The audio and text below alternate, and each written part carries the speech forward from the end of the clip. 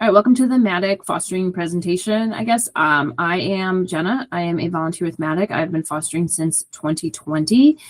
So I am not staff, but I am working closely with staff in trying to expand this fostering program so we can have as many homes as possible to get as many dogs as possible out of MADACC as frequently as possible.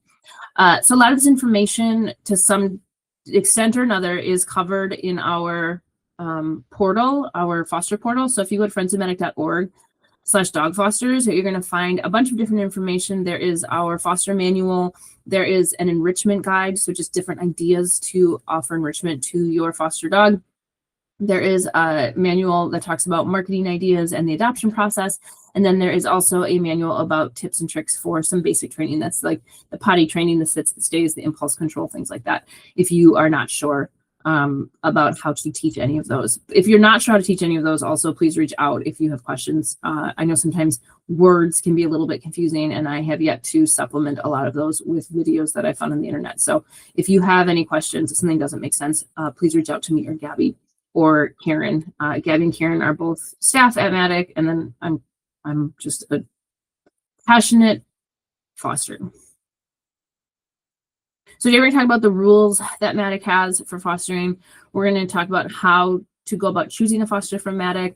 And then before you bring your foster home, preparing your home and establishing what a good setup might be for you.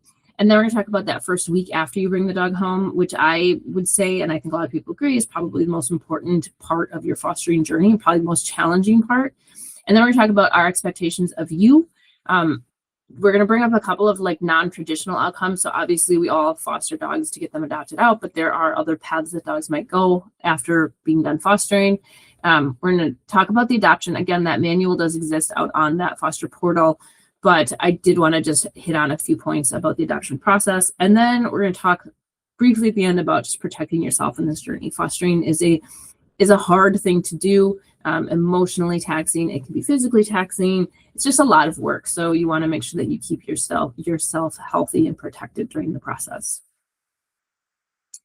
So MADACC is, I would say, a pretty low helicopter organization when it comes to fostering. I've joked a lot that MADACC has sort of ruined me with other organizations. I have fostered with some other rescues, and every time I come back to MADACC, because I'm very much somebody who I like, give me the stuff, give me the tools, give me the dog, and I will figure it out. If you are somebody who prefers a little bit more support than that, we can absolutely set you up with a MADACC foster mentor. So that's going to be another volunteer who's been fostering for a long time, and it's not somebody who is going to, helicopter over you and make sure you're doing everything right, but it can be nice to have somebody who knows the ropes, has been through this a few times, and can sort of set you on the right path. When I first started fostering, I ended up getting a pack of 3-week-old puppies, and I had sent what I thought was a great setup for the puppies. I'd sent it to a friend who's been fostering for well over a decade, and she immediately called me and was like, absolutely not, that is not going to work. She drove to my house with her SUV just full of stuff to help me set up a much better enclosure. She gave me tips, just sort of helped me through that path that would have otherwise been like frustrating, while I learned different ways of doing stuff and sort of put me way ahead of where I would have otherwise been. So it can be really, really helpful to have somebody just to bounce stuff off of, or, talk about the emotionality of it, just to help you through.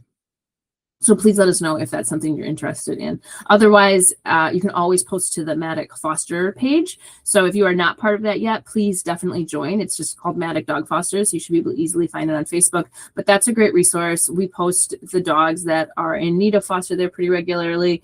People will also ask about respite foster. So respite foster is if you're going on vacation or you just need someone to take your foster dog for a little while and then you intend to take them back. It's a nice step as opposed to having to take the dog back to MADACC if there's somebody available for that. And then that foster page is also just going to be a great spot for people to post resources, ask questions, things like that. So the rules, there aren't a ton of them. If there's documentation out there, I'm sure, that says that MADACC or that the foster dogs are not allowed to leave Milwaukee County, but that is admittedly confusing because if you look at the foster field trip manual, there are ideas of where to take your foster or your Fido field trip dogs. that are outside of the county. And we regularly take dogs to Aquatherapops. That's in Brookfield. That's out of the county. Paws In is Friends of MADACC's retail store. That's in New Berlin. That's out of Milwaukee County. And people bring MADACC dogs there all the time. And then there's Agility Possibilities. She's in Oak Creek. She's a trainer. She does agility and scent work and loves having MADACC dogs in classes when she has space. Again, that's Oak Creek, so that I believe is out of the county. But either way, it's confusing. So the way we're going to say is that dogs need approval in order to leave the county. If you are leaving the county with them, please be extra vigilant about safety and confinement. The rules about things like dog bites, lost dogs, etc., are different depending on what county you're in. So if it's a dog that is technically supposed to reside in Milwaukee County, gets lost, bites somebody, bites another animal, does any of those unthinkable things, it's really going to be a complex situation to try to figure out whose jurisdictions we follow, what that looks like, who's paying for it, all of that stuff. So just be extra vigilant about making sure that your dog is confined and probably not interacting with strangers, just stuff like that, to make sure that nothing unforeseeable happens. And there may be times where you will not be approved. So if a dog is medically fragile and the concern is travel in general is going to be too hard on that dog, they may say no. And then if it is a behaviorally sensitive dog, that again, either there is a higher risk of an incident happening, or again, just traveling to a new location might be a little bit too much for that dog, then Gabby or Karen will likely say no, in which case, again, we'll try to find a respite foster. Otherwise, you just drop them off back at MADACC and pick them up when you get back. All dogs need to either be leashed or in a fenced-in yard, and we want to avoid tethering if possible, which we understand is difficult if you have a long-term foster and you do not have a fenced-in yard. There will be times where you maybe want to do yard work and you can't have a dog attached to you. So if you are going to tether, you just need to make sure that that dog is not showing any signs of stress and that they're respecting the tether. So if they're running and yanking on it from side to side, yanking on their neck, tethering is probably not the greatest option. And then you just need to make sure that tether is in the ground. Those screw ones that go into the ground can work really well, but if there was a big rain or some sort of change in your foundation, those can get torn out. So you just need to, every time you put that dog in there, you either need to make sure that that thing is in the ground or attach them to something a little bit more solid. But whether they are fenced or tethered, you need to be 100% with them the entire time. We're not even running in to grab a glass of water and coming back outside. If you're going inside, that dog is going inside. We do not want to leave dogs unsupervised because we just never know what could happen. And as for fencing yards, I have a fencing yard.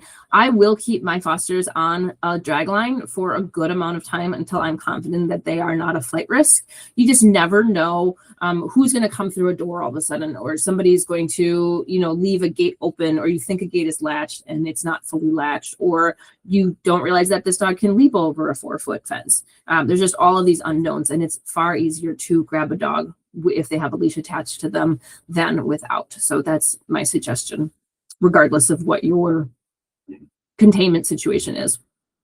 We are not bringing our dogs to dog parks. There's just no exceptions to that. If you love dog parks, that's wonderful. If you've never had an incident, that's fantastic. Good for you.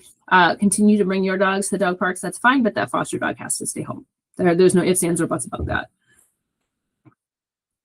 You cannot give your foster dog any unauthorized medications or supplements. So that is from joint chews to melatonin to CBD to obviously anything that is prescribed. And that's not to say that you won't be allowed to, but just check before you give that dog. If you give your dogs some sort of a joint supplement every single day, and you want to give that to your foster, by all means, just check with the vet staff first. The likelihood of them saying no is slim to none, but we just want to sort of broad brush that so that way nobody's giving a dog anything without getting approval from the vet staff. And with that, they also may not be treated by outside vets without approval. There may be times where dogs with specific medical conditions will be sent out to specialists to just sort of get a second opinion. That's obviously different, but we're not taking our foster dogs to our personal vets just for whatever reason. The one exception is the VCA Mecca. Their address is included in the foster manual. They are out in Greenfield. They work really closely with MADACC, and they would be there for after hours emergencies. So if something happens to your foster dog, please give them a call. Let them know that it is a MADACC foster They're really great at helping to triage situations, decide if you need to bring that dog in immediately or if it can wait until MADACC opens in the morning, or they'll say, you know, it seems okay now, but if this, and this happens, then you need to bring this dog in, and then they'll work with MADACC for payment.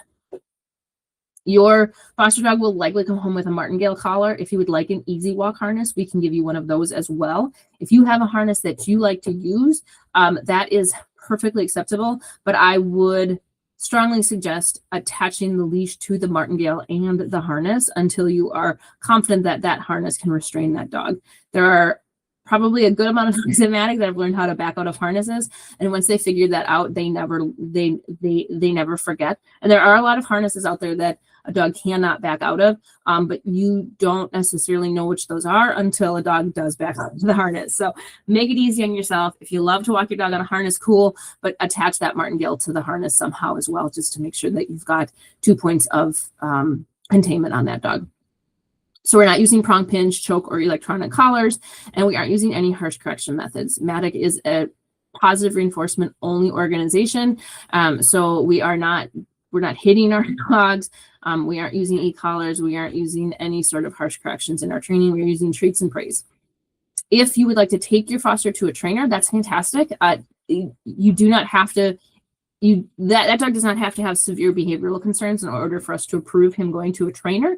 Training is great. It's a great way to teach that dog some manners. It's a great way for you as a handler to bone up on some of your skills, but the trainer has to be approved by MADACC.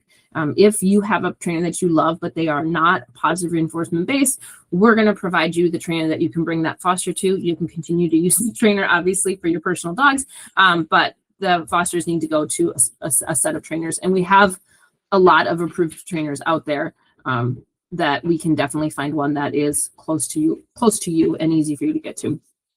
And then lastly, you're going to want to separate your resident pets and children separate your resident pets and children from your foster dog while you're feeding them. And if you give them a high value treat, and that's super easy, you just throw them in their crate. That's a great way to help them learn that their crate is a safe place to be, and also that no one's ever going to bug them while they're eating or they have a high value treat.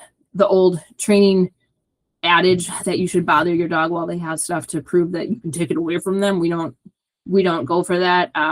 We don't need our dogs to feel like they ever need to guard their food or high value treats from us. So we just put them away, and they never have to worry about that. And they never need to rehearse that behavior. So choosing a foster, every dog that you love at MADACC it is not your responsibility to bring them into foster. I was talking to one of our long-term fosters, and she was saying that she used to go in with a list of dogs, and the staff there would be like, nope, your dog's going to hate all of those dogs. And that's fair. And so those dogs did not end up going home with her, and they helped her choose the correct one. You need to respect the harmony in your own home. So you might love a husky at MADACC, but a husky might not be within your lifestyle, and there are other ways that you can support that dog without bringing them into your home. So fostering is always going to be challenging, but you don't need to add to that challenge by bringing a dog that requires a huge change to your lifestyle. And it's also fine to just say, I don't want to foster right now. Like you do not have to make excuses. Well, I wouldn't be able to give them the right amount of time, and I wouldn't be able to do. I don't want to. I don't have it in me right now. I don't have the energy. I don't want to bring another 4-legged animal, and that is perfectly acceptable. So please allow yourself that feeling about fostering. That sometimes you bring them in, sometimes you can't, and that's all that needs to be said about that. So I'm going to jump down to this lower corner before I talk about the other three. So any adoptable dog that's been at MADACC for 14 or more days is eligible for foster. That could be for a weekend, that could be for a week, that could be until they get adopted. Any amount of time. If they've been there for 14 days and they are adoptable, you can absolutely apply to adopt that dog through Gabby or Karen. Adoptable, though, is the key here. There are going to be dogs at MADACC who've been there for more than 14 days. Maybe you see them on the website, or maybe you have just walked through the kennels often enough and you see that dog, you're like, wow, they've been here for a long time. A lot of time those dogs will either be like court case holds or long-term safekeep holds, and an owner is in the hospital or is in jail, and it's known that they're going to come and get them, or that dog might not have been cleared to leave for foster yet. By medical, they may need regular vet interventions. And obviously that's a lot more difficult to do if a dog is in foster. But if you have a question about a dog, talk to Gabby about it. There are dogs who maybe once their safekeep is up, they could go into foster, and it's helpful to know that there is a foster who's willing to take them. Same thing with the medical dogs. They may be just a few days away from being cleared to go into foster. And it's helpful in that transition because then we don't have to mark it and then they could just go straight to you. So if there's a dog that's not on the adoptables page and has been there for 14 days, please ask. MADACC staff will always be transparent with you as to what's going on with that dog. And then, so the challenges with the long-term residents, as with any dog that comes out of MADACC, we tell this to all of the adopters and all the fosters, there is always going to be a chance that they're going to uncover some troubling behaviors once they become more comfortable in your home. That is not a sign that you've done anything wrong. It's actually a sign you've done things right this means they feel comfortable. And the key to that is as soon as you start to even see glimmers of that, even if you're like, I think this feels different. Please let Gabby or me or somebody know, and we can get you some training ideas. We can get you hooked up with a trainer. The faster you can nip those troubling behaviors, that separation anxiety, reactivity, resource guarding, as soon as you can sort of start to work on those, the easier it is, as opposed to if you wait 3 weeks hoping that that behavior is going to magically go away, which they don't ever just magically go away. And then something big happens. We'd much rather you work on that right away.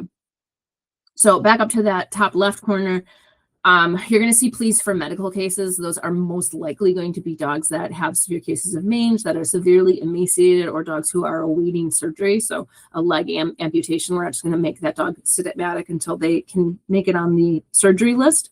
Some of these dogs may be difficult for an 8 to 5 job in some cases, right? The dog who's waiting surgery can absolutely sit in a crate while you're at your job all day long, away from home. But the dog who is emaciated maybe needs to be fed every 3 hours. Maybe you can make that work. But again, be honest with what you can do, what your job will allow you to do, what your family can help out with, family, friends, neighbors, etc. They may also require bandage changes and medication administration, and they may not be too keen on that. So if that's not something you're comfortable with, then again, step away from the medical cases. But you can also get a mentor to help you sort of navigate those challenges as well. It's always worth learning if that's something you're willing to do. But if you would just rather have an easy dog, just be honest with what you can take on. And the medical cases, there's always the chances of difficult outcomes. So again, that dog who needed the leg amputation, that's unlikely that something is going to take a bad turn. But the severely emaciated dog or other conditions, treatment may think, okay, we can get this dog into foster. Here's our treatment plan. We're hoping that they can turn one direction in their health, but maybe they don't. And it's decided after a certain amount of time that there really aren't any other options for treatment. And the easiest, the most humane option is to euthanize them. MADACC will always be honest with you when this is what has to happen. And it's just always, it's always a possibility. It's always a possibility, right? But if you have a medical case who was not in good shape when you took them in, the likelihood of that is higher. It's not high, but it is higher. Neonate puppies are other ones that we will send out pleas for. So these are dogs who are less than 8 weeks old. MADACC cannot spay or neuter those dogs before they're 8 weeks old. So rather than making them grow up in a shelter, we will try to get those dogs into foster. Those dogs may be difficult for an 8 to 5 job, out of the home job, for a couple of different reasons. If they're very, very young, they're going to need to be fed every couple of hours. So that complicates things. And then even once they're a little bit older, they're just going to be messy. You're going to set up an X-pen and you can leave those dogs all day, which is totally fine. But you're going to come home to dogs that have rolled in poop, who have chewed up pee pads, who have made a mess of their morning gruel. And you're just going to have to give some baths and wipe some stuff down. So if you're cool with that, that's absolutely acceptable to leave them while you are out of the home all day. But again, that's just what you're going to have to be ready for.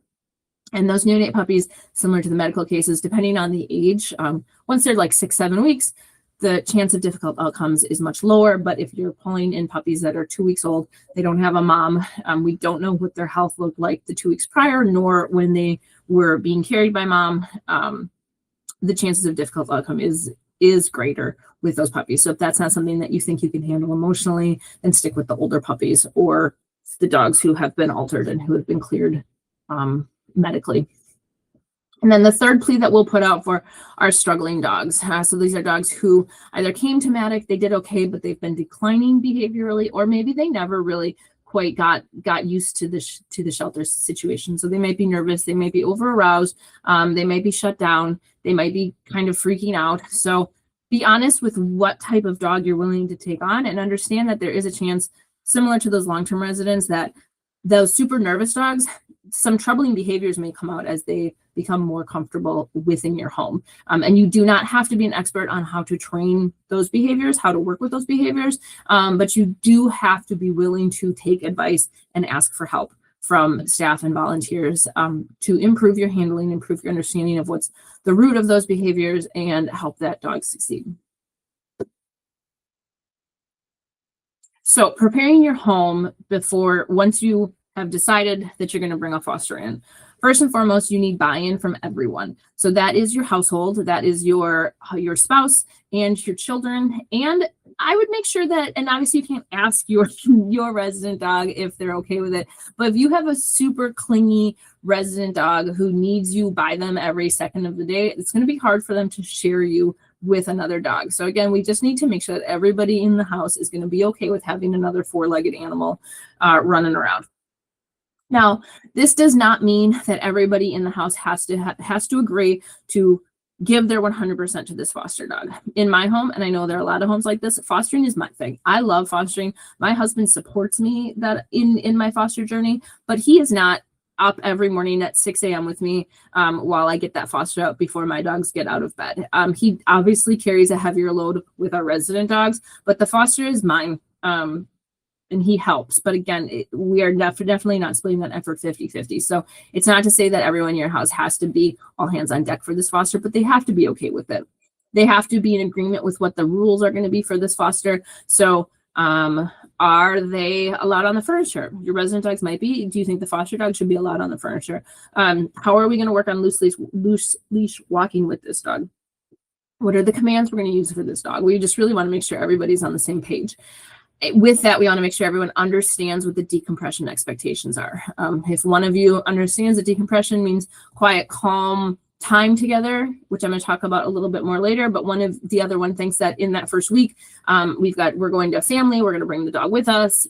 We're going to have him at the big holiday party. That's going to be too much for a foster dog. So make sure that everybody understands that these first couple of weeks, it's going to be calm, quiet. We're not giving that dog big love. We're not doing big meets with a bunch of people. We're just keeping that dog at home. If you are dedicating a space to that foster dog, which I'm going to talk about in the next slide, that could be a den, a bathroom, a spare bedroom, whatever space that is. That space, everyone needs to agree to dedicate that space to the foster dog. So if you've got the spare bedroom or the spare bathroom, you're like, well, yeah, no one ever uses that. Really, that can be for the foster dog. And then you've forgotten that your teenage son uses that every morning to shower. That's not going to work as a dedicated space, or else we're all going to have to figure out a new shower schedule.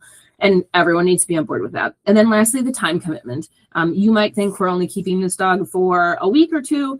Your significant other might be thinking we're going to keep that dog until this dog is adopted. That can cause some trauma and anxiety when those 2 weeks are up and you're ready to bring that dog back to MADACC. Your significant other thought you were going to keep them the whole time. So again, as much that you can clarify before you bring a foster dog in, the easier that transition to having that foster dog is going to be. And then second of all, probably more important than the household, you need to get buy-in from your landlord. So the number of pets that you're allowed in your condo association, the number of pets you're allowed to have, and weight restrictions will all apply for foster. Some organizations are going to be more lenient with fosters, knowing that they are temporary, especially if you have that time commitment where you say like, oh, they're only going to be here for 2 weeks. Some will be less okay because there are preconceived notions when it comes to fosters and what kind of damage they could do and what that arrangement looks like. So again, buy-in from your household, buy-in from your landlord. I highly recommend getting as many supplies as possible. You're always going to find things while you're fostering that's going to make that time easier. But if you can get the Create the X-Pen food bowl toys, leash, all that stuff to your home before you bring that dog home, it makes it so much less stressful to bring that dog into your home rather than bringing them home and then running around trying to go and get that stuff. MADACC and FOM will provide anything that you need. MADACC will have a lot of supplies at their facility. Friends of MADACC has our retail store in New Berlin, Paws in Thrift. Check the Facebook page for that to check open hours. But if you go in there and you say, I have a MADACC foster, we will hook you up. The one thing that I would request, because that is a retail store, because all of the proceeds from that store benefit the animals at MADACC and are meant to benefit the animals at MADACC, if you have an owned dog, please just purchase things. If you see a slow feeder that you think your own dog would really, really love, please just purchase it. Everything is discounted, and that way you aren't taking advantage of the system. Borrow everything you want for your foster, but again, if you've got something specific that you want to get for your owned dog, please respect what it is that we're doing here and treat that experience as such. So you want to get your setup figured out. Again, we're going to talk about this in the next slide, but if you have a designated space, make sure that that designated space has been set up for your foster dog. You want to make sure that anything that they could chew has been removed or is out of their access. So like my office will sometimes be our space for our foster dog, and I will still put an X pen within my office to keep them away from my computer cords and away from my dresser until I am confident that that dog is not a chew risk when I can't be watching him. And then if you instead are going to use some gates and crates, make sure those gates are set up before your dog comes home. You're not trying to finagle gates and get them secure while you have a new foster dog running around your space. And then lastly, I need you to do safety checks before you let your foster into your home. Fencing, you may have a hole that has a wheelbarrow in front of it and your resident dog respects that whole setup and doesn't try to get through that hole. If you bring a nervous foster dog into your home, they're going to find that hole, and that whatever you have in front of it may not be enough to keep them out. So I'm not saying you need to buy new fencing, but consider it from a dog who's trying to flee, what they might see as an escape route versus your dog who understands that they are safe and they are loved, and they are very comfortable in your home. Wonky latches. I have a story. We had a foster who, when she met our resident dog, it didn't go great. So I had sort of fallen into the world that they were going to have to be separated the entire time she was here. So I had her in my office. I had the door shut, and I knew that the door could pop open, but it didn't usually. It just could. So I had that shut, and I thought I had it latched. And then I was in the backyard and we had our storm door shut, which doesn't latch, but it's this big wooden, heavy, old storm door. And I'm out there with my resident dog, and all of a sudden the storm door flies open, and I expect my husband to come through, and it's our 60-pound Juniper just strutting like she owns the world. I assume she banged on my office door hard enough that one popped open. And again, she doesn't respect the heavy door like my resident dogs did, and she was just ready to be a part of the party. And luckily everything went just fine and there was no problem, but it could have been a really bad situation. So again, check those latches. Again, consider it not from, well, my resident dog doesn't mess with it. Think about a dog who's trying to escape, to either leave or get to you. Could they figure out a way to get through that? And then the chew hazards, again, pick up stuff off of the ground. A lot of dogs won't have a problem with stuff that they might chew on. But again, always assume that dogs are going to chew. And then once they don't, then we can start to be a little bit looser about what they have access to. So ideal setups. My jam when it comes to having a foster is giving them a designated area. That way I can put them somewhere when I can't supervise them. But they don't necessarily have to be created. There's nothing wrong with creating a dog. I just like to give them a little bit more space. Enrichment is all about giving your dog choice. So if I can give them a space where they have a choice, if they want to sleep in their kennel or they want to sleep on a bed outside of their kennel, do they want to play? Do they want to sprawl out on the ground? Giving them those choice of how they want to behave, even when I'm not watching them, can offer them a little bit more decompression opportunity. So ideally it's like a low or no traffic room. So again, that den, that spare bedroom, the spare bathroom, assuming nobody uses it. In my home, I don't have a lot of spare rooms. So we do a makeshift room in our unfinished basement where I have an X-pen that I have attached to the wall so that they can't knock it over. I roll out a vinyl floor remnant within that space. I have an old chair that we have in the basement. I have their kennel, and I have everything that they need. So their food, their water. I have some pee pads set up in case they have an accident. And Friends of MADACC can supply you that whole kit. So if you have a little alcove somewhere that you're like, well, we could turn that into a nice little quiet space for our foster dog, fantastic. We can support you with that. The one key is, again, with that makeshift room, is it has to be low or no traffic. It needs to be quiet. It needs to be away from you and your family. So if you have, 4 dogs and 2 kids, the makeshift room in your middle of your living room probably isn't going to work.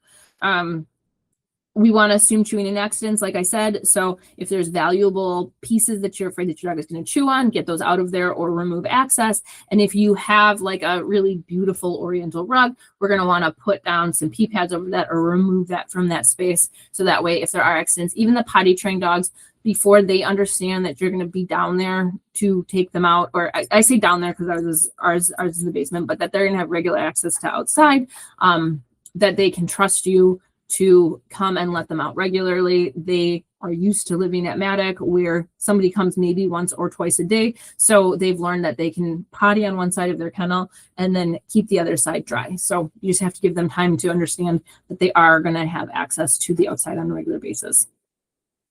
And then if you don't have the option of doing it at that designated area, gates and crates is a great way to do it. So that's literally what it sounds like. You put up some gates throughout your house so that you can control your dog's movement around and always sort of basically keep them in proximity to you and away from kids or other animals if that's a concern. And if you cannot watch them, they go in their crate. The designated area is no different.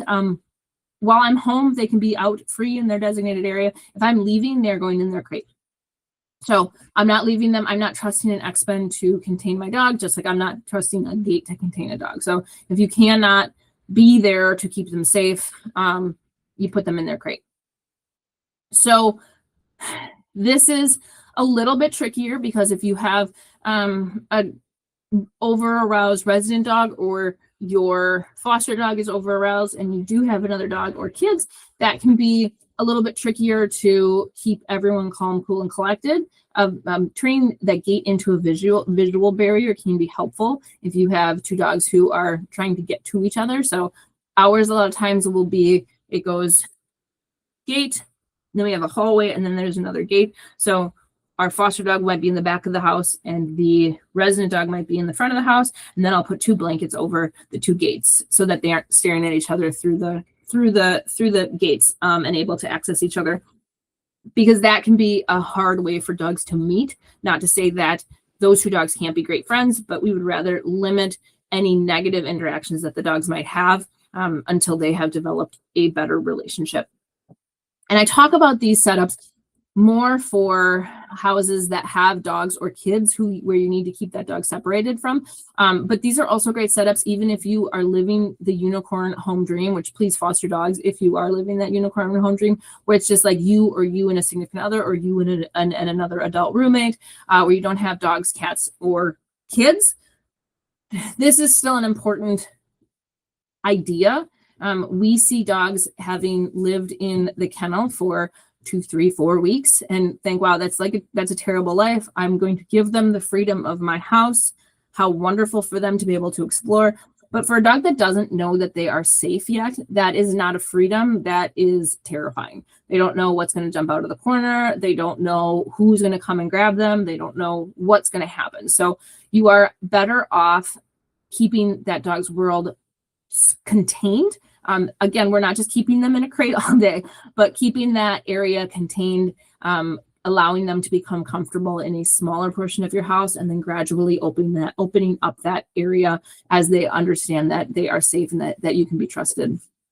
And then a third option, which is the trickiest of the 3, but that is tethering in crates. So that means the dog is either tethered to you or another adult in the home, or they are in their crate. And there are no other options. The beauty of tethering is it keeps that dog from getting into any trouble. There is absolutely no risk of you getting absorbed in a book or a cleaning task and suddenly being like, shit, where's the dog? And they're chewing on molding or they're doing something that they shouldn't be.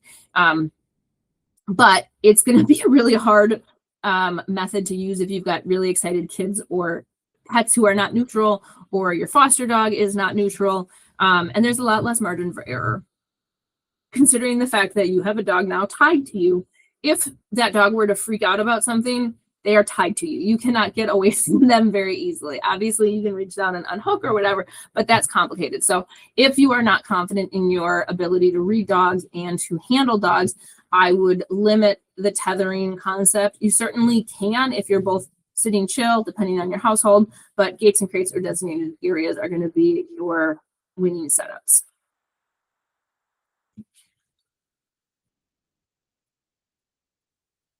So the first week-ish, as I say. So depending on the dog, depending on how long they were at MADACC, but more so just depending on the dog, it's going to take different amounts of time for those animals to decompress. And a lot of times people get that dog out and they just assume this dog knows that they're safe. They know that they're saved. They know that I'm here to love them. They know that the world is safe now because I'm with them, and they do not. All they know is that this is different. They don't know that you are a lovely human being who is taking time out of their life to help this dog live a better life. They just know that you are a different person from the people who have been taking care of them. So during that first week, you want to take it slow. You are building a bond with your foster. Creating a consistent schedule is huge during this time. So that goes beyond, if possible, I let them out this time, this time, and this time, and they get fed at this time, and this time, and this time. That can be so like I work from home, so I will consistently go down to my foster dog's enclosure during my lunch hour. So I spend my lunch hour with my foster dog. And so every day we wake up at 6, we go for a walk, we do breakfast, we do a little bit of training, and then he goes into his enclosure. And then from noon until 1, I'm with him again. So again, we've got this like very regimented schedule that can build some predictability into his life. Again, it doesn't have to be down to the minute, but if you can sort of work that out for your dog, that's going to help them heal a lot more quickly. And then we always want to let the foster initiate contact. We always want to let every dog initiate contact. Let me just say that. The other night I was laying on the couch. I have a very cuddly resident dog, and he hopped up on the couch and he laid on the opposite end of the couch from me. He made a choice. He knows that he can cuddle with me whenever he wants, but he made a choice to lay on the opposite end of the couch for me, and I allowed that. I didn't go and I didn't bother him. I didn't go and harass him. I didn't go and smoosh his face as much as I wanted to. And with a nervous foster especially, we need to really respect that. Some fosters are going to just want to crawl inside of you, and that's really great, and that feels so fulfilling, but you also have to let the ones who are not so sure about you be the ones to guide that journey. Letting the fosters initiate contact is also a really great opportunity to practice consent checks. So just because a dog is making contact doesn't mean they want contact. So if my dog hops up and lays next to me, I'm going to pet him for just a couple of seconds, and then I'm going to stop and see what he does.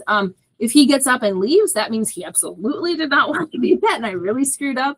If he just lays there and doesn't do anything, I'm going to assume also that the petting really wasn't that beneficial to him. So I'm just going to go back to what I was doing. If he leans into me, if he groans, if he paws at me, if he shifts his weight, if he gives an indicator of some sort that he enjoyed that pet, then I'm just going to keep petting him.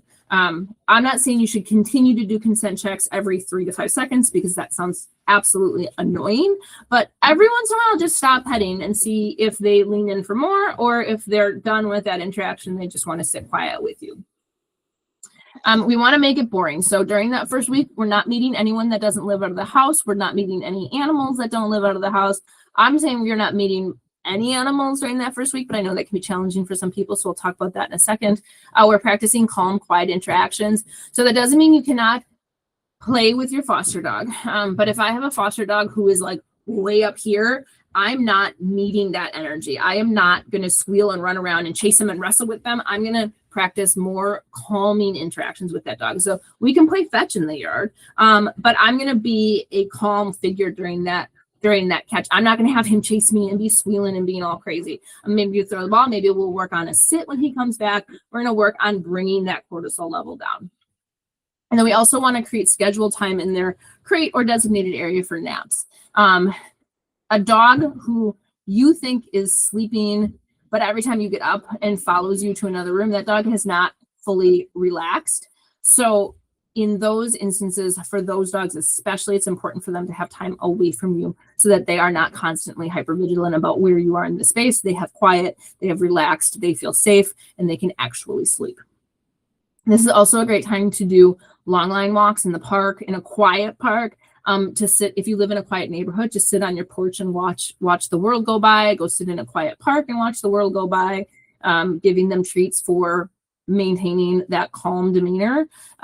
Again, this is not a time where we just keep our foster dogs cooped up in our house, but it's also not a time where we take them to PetSmart, go and get a bath, take them swimming, have them meet our Aunt Mary, have them meet our niece, and do all of those other things. We're just trying to help them explore the world in a safe and calm manner.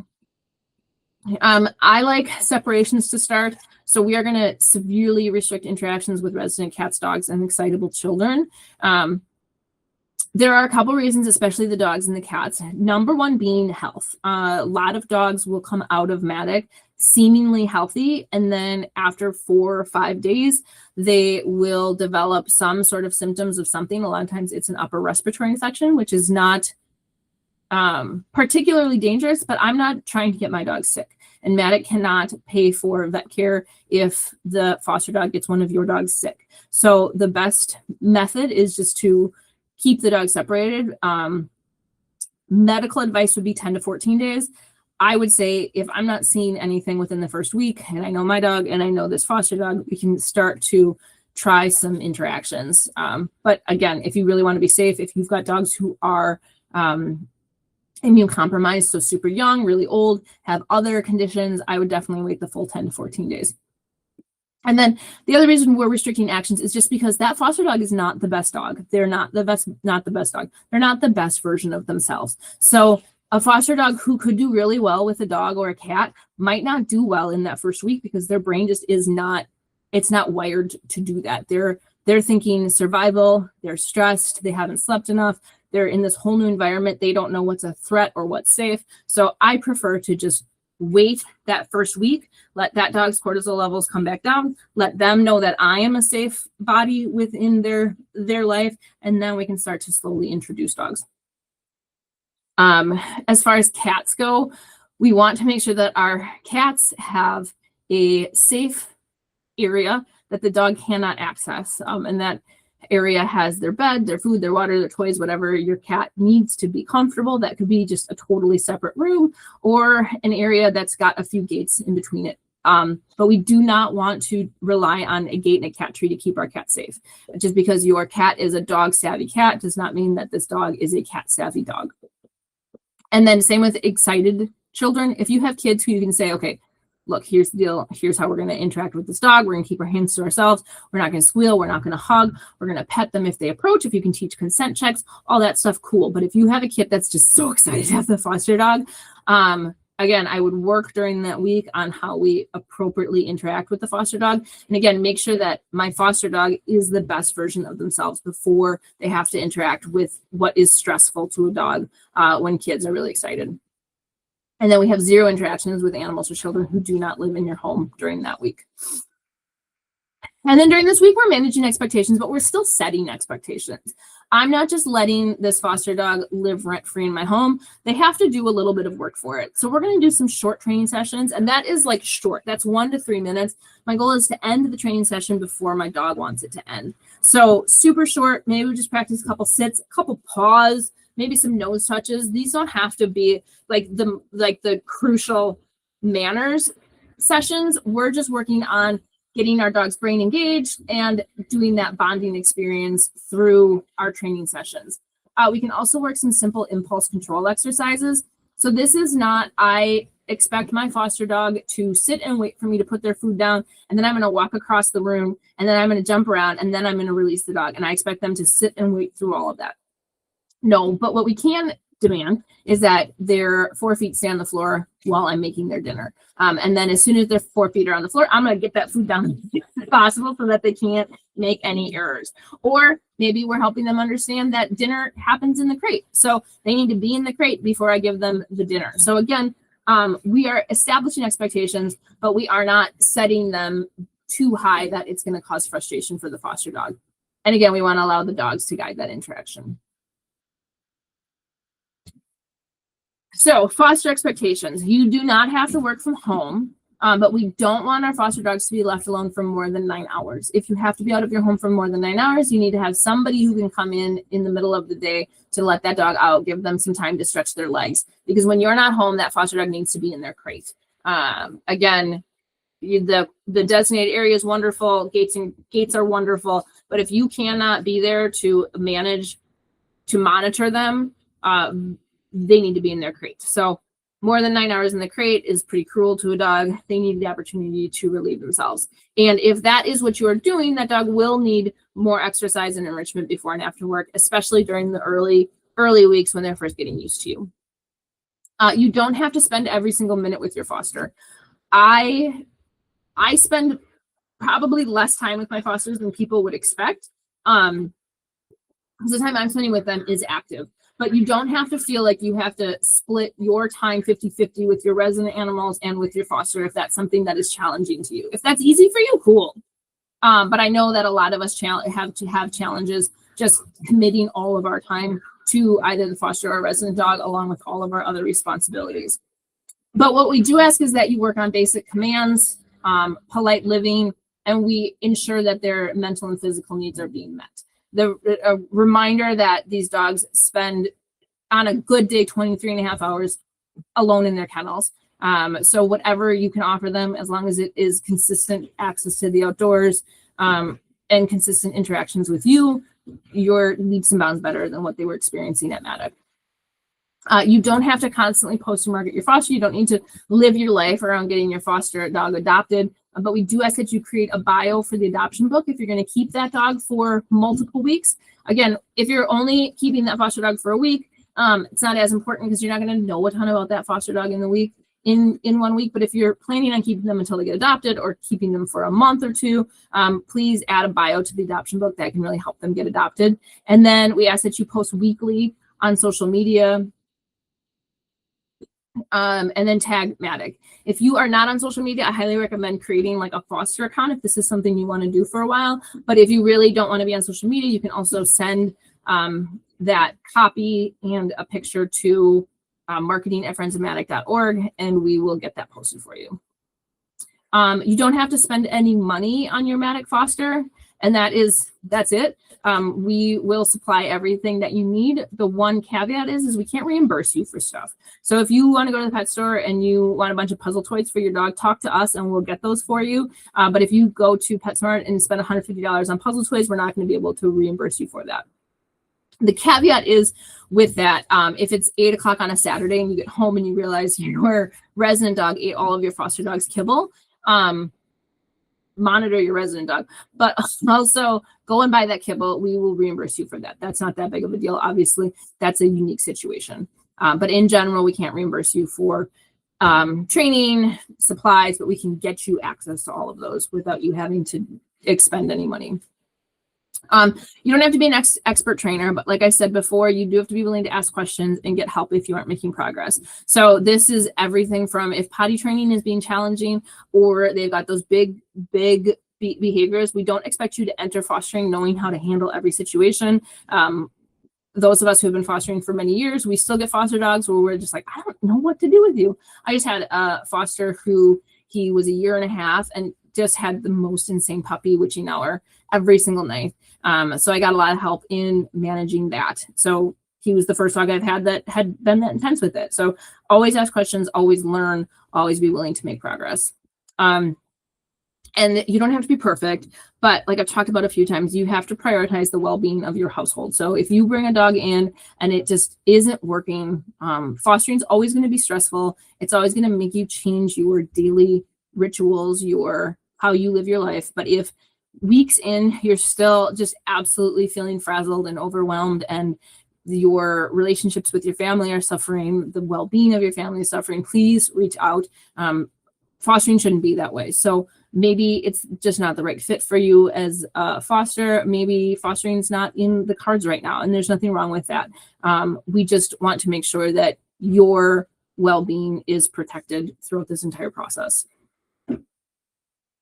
So the unexpected outcomes, the foster fail. We love a foster fail. We are never mad at a foster fail, but we also ask that you not enter the foster program expecting to find your forever dog. We don't want the foster program to be used as trial adoptions for dogs. again, foster failing happens. We're not mad at that, but there's a lot of resources that go into the foster program that if you are looking for your next family member, MADACC offers the 5-day trial adoption, or you can just talk to people who are fostering. You can get a really good feel of the dogs after they've lived in a home, so you can know if they're cat friendly, kid friendly. You can go and hang out with them through a foster. But again, we ask that you foster with the intention to foster for a while. And with that, I urge you to not to commit to not foster failing your first dog. All of us had that first foster dog, and we felt this really wonderful connection with that dog. We helped them through whatever challenges, nervousness, trust, whatever that was, and felt like, oh my gosh, this dog is so wonderful. Maybe I should keep this dog. And then those of us who are still fostering probably did not foster fail their first dog. And then you get to realize that you forge a connection, a unique connection with every dog that comes through your house. You love every dog that comes through your house. So it's not that I don't love the dogs. It's not that I don't feel like they're a part of me, but you realize that you can both love a dog and you can love them enough to send them into their forever family. So it's hard, but trust me, it gets less hard the more you do, and the sadness you feel over that dog leaving your home gets much less, and the joy you feel about getting them into their forever home is just absolutely exponential. So I'm not going to judge you by any means if you foster fail your first foster, but I would urge you to be committed to not doing that if you have not yet fostered with us. Another possibility is that dog getting transferred to a different shelter or rescue. It doesn't happen often. Normally rescues and shelters are coming and walking through MADACC. So if a dog's in foster, they don't even see that dog. They don't even know that they exist, but those dogs are still included on MADACC's website and in the binder. So there's a chance that they see that dog and fall in love with them. In which case MADACC will determine if going to that rescue or that other shelter benefits that dog. Those different organizations have a different reach than MADACC does. They have different behavioral resources. They have different treatment resources. So there will be times where MADACC is going to determine that, yeah, you know what, actually going to this shelter or this rescue is more likely to end up with that dog finding their home as quickly as possible.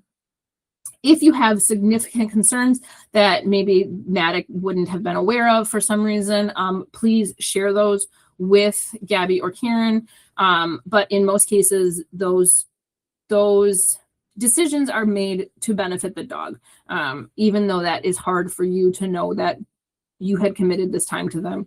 But at the end of the day, we're looking at what's best for the dogs in our care. And then lastly, there is the chance of euthanasia. Like I said, there is a chance of those big behaviors popping up after the dog has been out of MADACC. There is the chance that we were hoping for a certain medical outcome, but we didn't come to that. Or there's the chance that after a dog has been out of MADACC for a week or a month, we start to realize that there are some more severe medical conditions than we had previously known.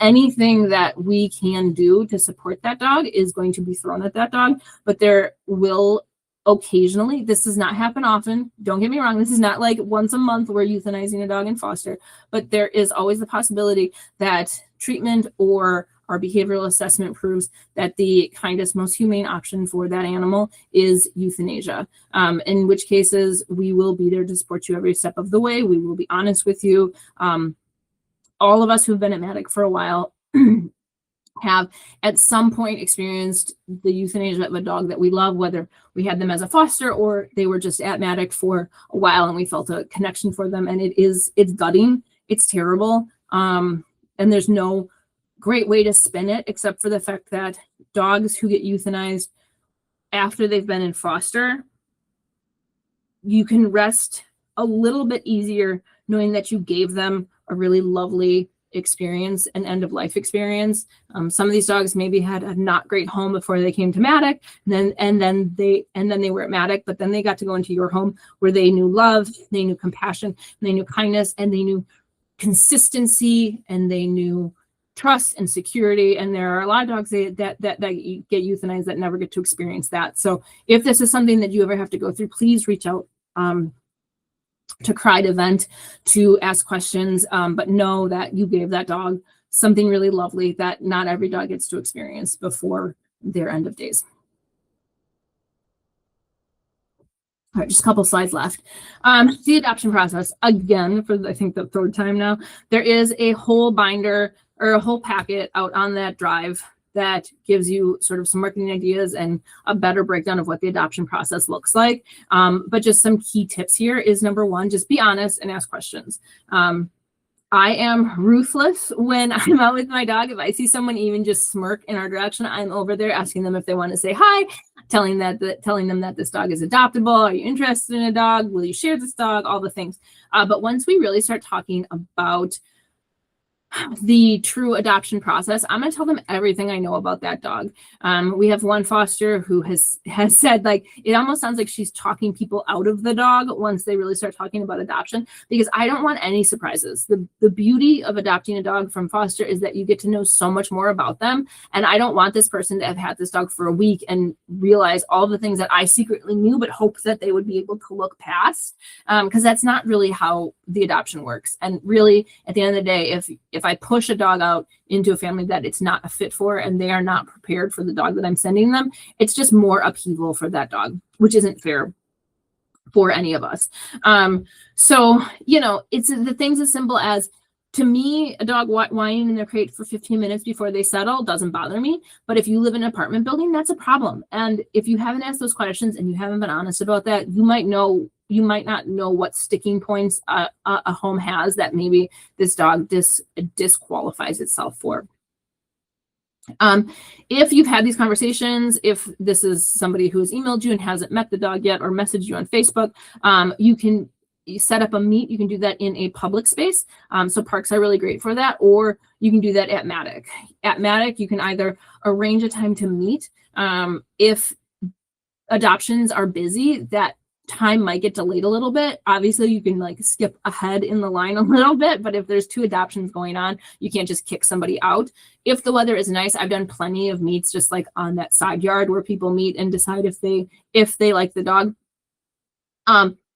Or you can set a day, a Thursday, and say, I'm going to drop that dog off before adoption hours. You can come in during the day at some point, meet the dog, and then I'll pick them up if the adoption isn't successful.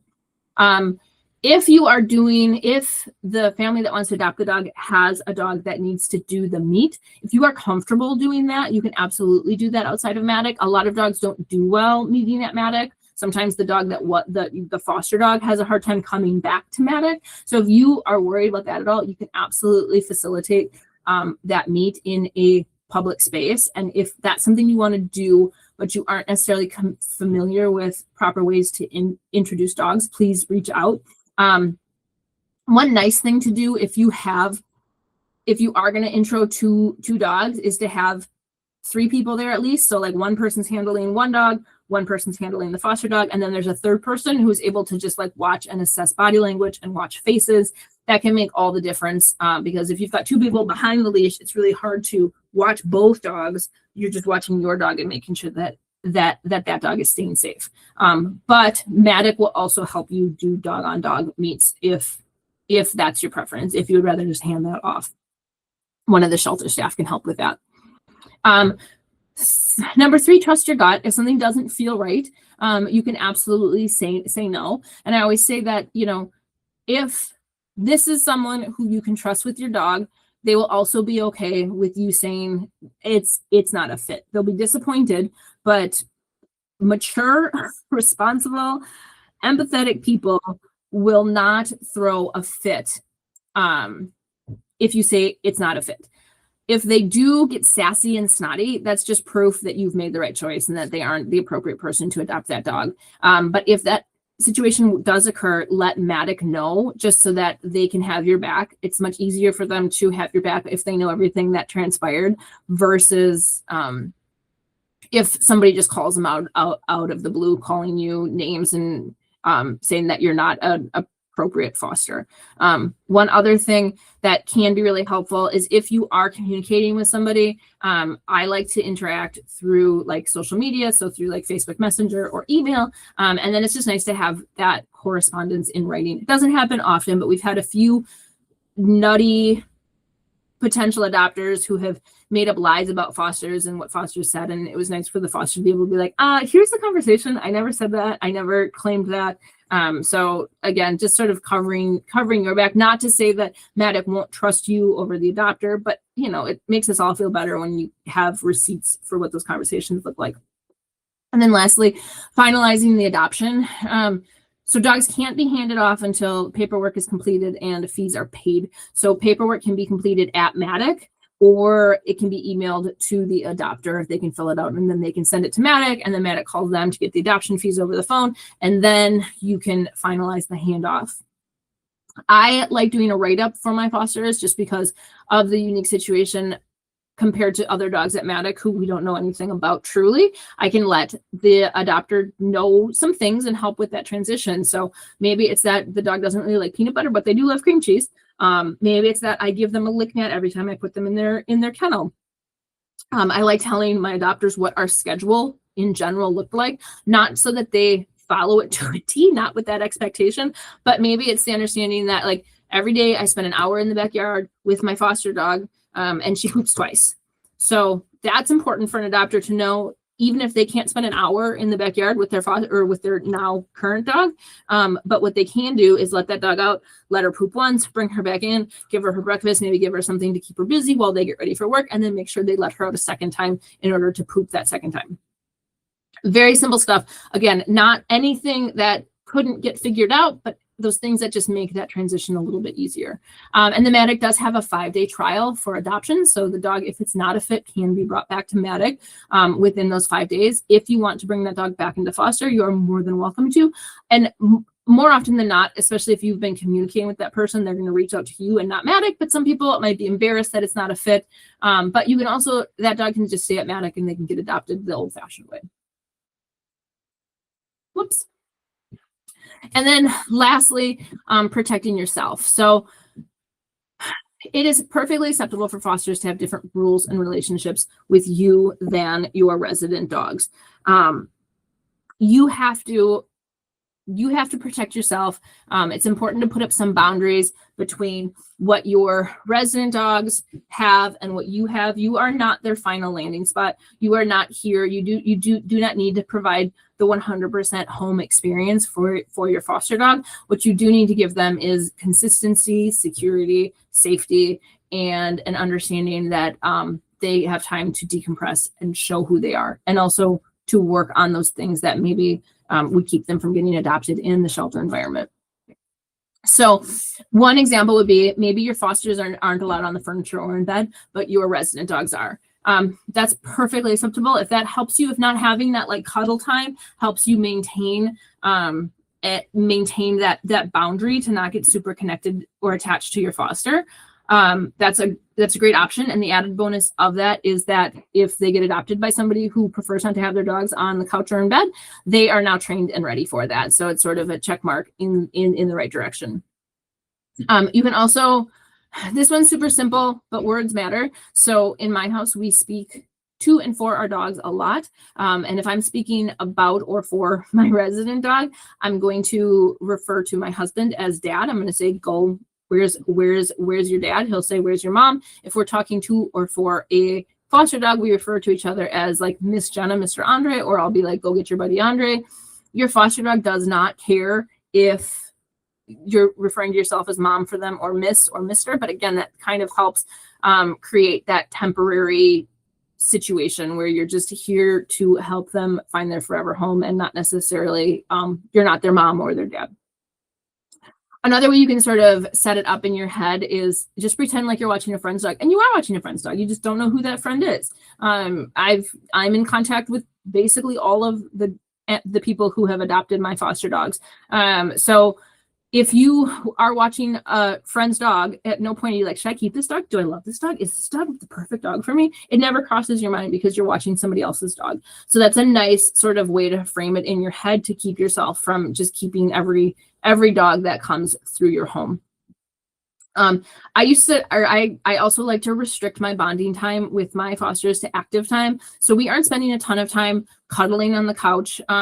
There are some dogs, nervous dogs where like cuddling is part of, I guess, the therapy to help them heal. But I'm not our late night TV watching, they are in their space or in their crate. I'm hanging out with my resident dogs. That is their time. And I like to sort of leave that like cuddling, nurturing point of ownership to their future home. So that way it gives their future home something that they're going to do significantly better than I was, because I wasn't even offering that, and helps that foster dog to, I guess, not miss me. I don't want my foster dogs to miss me. I want my foster dogs to be so excited for their adoption home and know that I springboarded them to success. And sort of with that, it can help to avoid creating routines that an adopter is going to have a difficult time following. So one example of that is I work from home. My resident dogs sleep all day in my office with me. My foster dogs, they spend 6 to 8 hours in the middle of the day in their crate still, or in their designated area. And to me, that is helpful in two ways. If they get adopted by somebody who does not work from home, number one, they're used to that setup.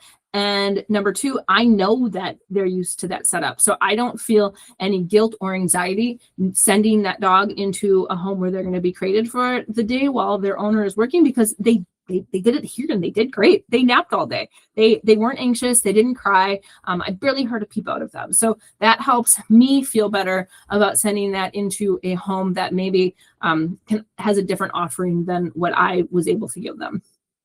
And then if you follow me on social media, you know that I aggressively market my foster dogs on social media.